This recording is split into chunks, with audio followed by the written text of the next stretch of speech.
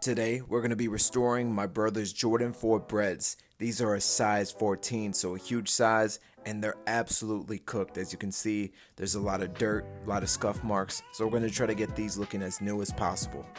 I figured with the upcoming release of the Jordan 4 Bred Reimagined, this would be the perfect time to go over how you could clean your OG pair and maybe just keep these instead of buying a new pair. Now, cleaning nubuck and suede can be very difficult, so in this video, I'm going to give you guys a few tips and tricks. But the first thing you're going to want to do is remove those shoelaces.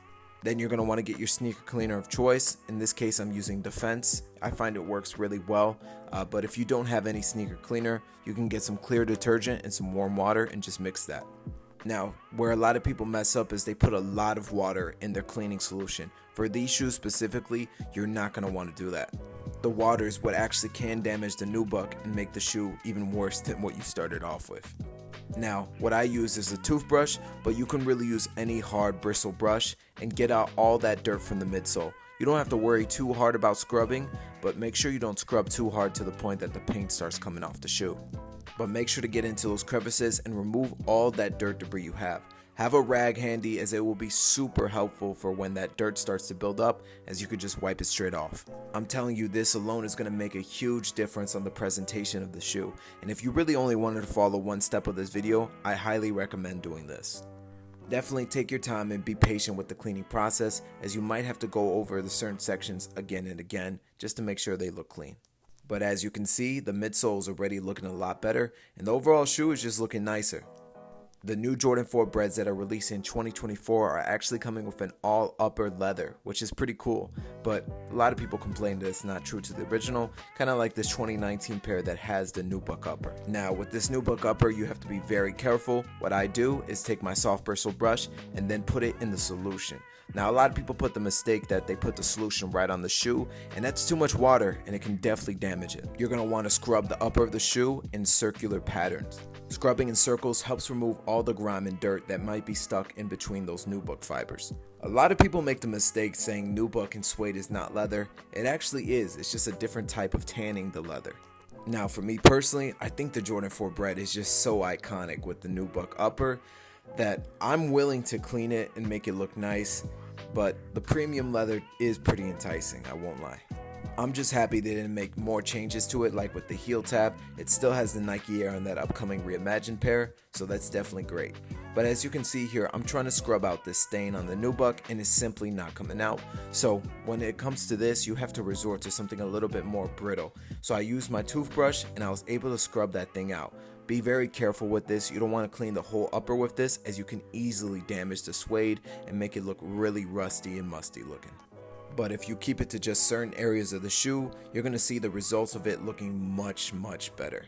It's crazy to me how expensive some Bred 4s from 2019 are going for. If you want to buy this shoe new, you're going to pay upwards of $600, $700. And don't get me wrong, it's a great shoe, but it's just wild to be paying prices like that.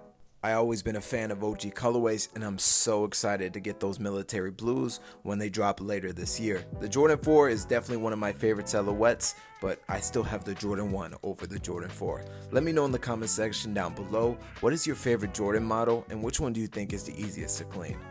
For me at least, Jordan 1s are simply the easiest to clean. However, I don't clean them so often because I actually like the way they look when they're worn in and a little bit dirty.